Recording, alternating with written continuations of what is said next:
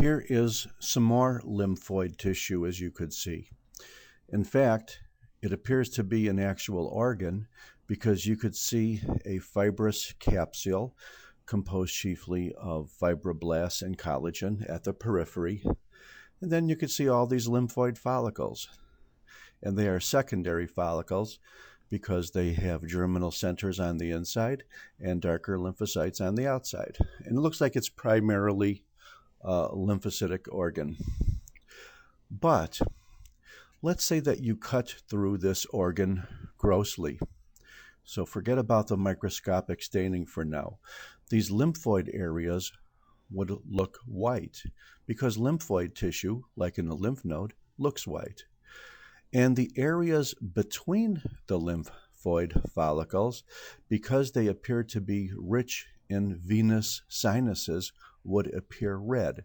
So that is how the name red pulp and white pulp got its name when you look at the spleen. And this is a spleen. You could see that these white pulp areas are the lymphoid areas, the red pulp areas are between the lymphoid areas. And just to make it very simple, it's about a 50-50 ratio. If a spleen is enlarged, it could be enlarged because of the red pulp, like if there was a lot of congestion within the spleen, or it could be enlarged because of the white pulp, because perhaps there was some process of infection causing these lymphoid areas to hyperplaze or increase in cells, or perhaps proliferate because of a neoplastic process such as a lymphoma. So it's very, very nice to get a feel for red pulp and white pulp. Let's identify a few more classical areas in the spleen. We've already seen the nice fibrous capsule.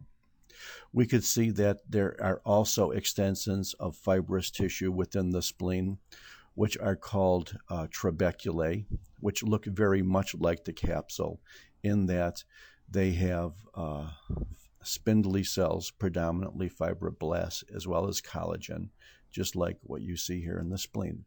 Here is a secondary follicle with a germinal center on the inside. And here is the area of white pulp, which is predominantly sinusoids. What are the various types of cells we could see in the spleen? Well, we could see lymphocytes, that's the number one cell. We could see plasma cells, which are similar to lymphocytes. We could see macrophages, also called histiocytes. We could see granulocytes. We can see reticular cells because they produce the reticular fibers, like we said, was in all lymphoid organs. We could see blood vessels. We could see any type of cell in the peripheral smear because all of the cells which are in the blood eventually get chewed up and die and recycled in the spleen, and that's the main function of the spleen.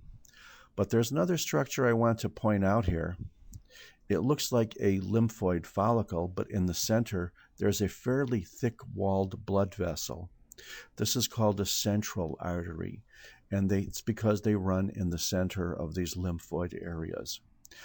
And another critical area I would like to point out in the red pulp, if we can go up one more power here, are the sinusoids. And I wish I could actually put my finger on a sinusoid and tell you this is a sinusoid, but actually almost all of these light, very poorly delineated spaces here are sinusoid. And here you can see a larger blood vessel.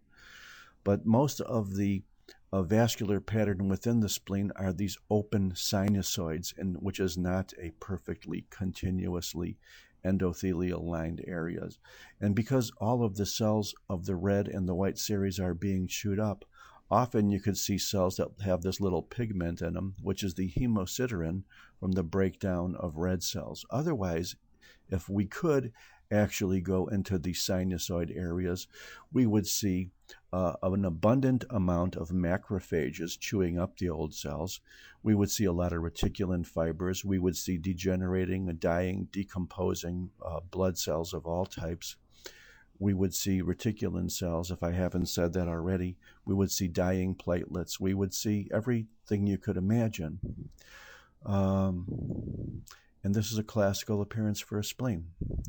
And I'll ask you this question again.